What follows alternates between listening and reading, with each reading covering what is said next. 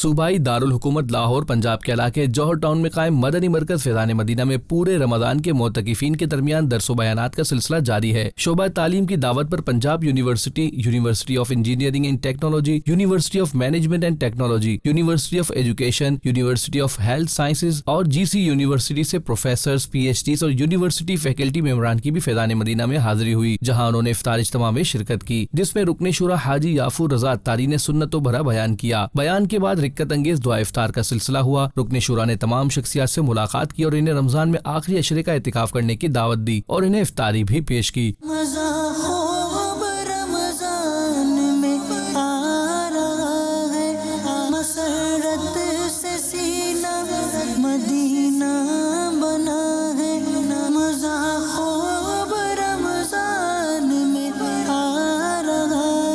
دوسری جانب فیضان مدینہ جوہر ٹاؤن میں ہی وزٹرز کی رکن شورا عبدالوہاب اتاری سے بھی ملاقات ہوئی۔ رکن شورا نے شرکاء کو دعوت اسلامی کے مختلف شعبات کا تعارف پیش کیا، عالمی سطح پر ہونے والی دینی و فلاحی خدمات کے حوالے سے بھی آگاہی دی، جس پر شرکاء نے دعوت اسلامی کی کاوشوں کو سراہا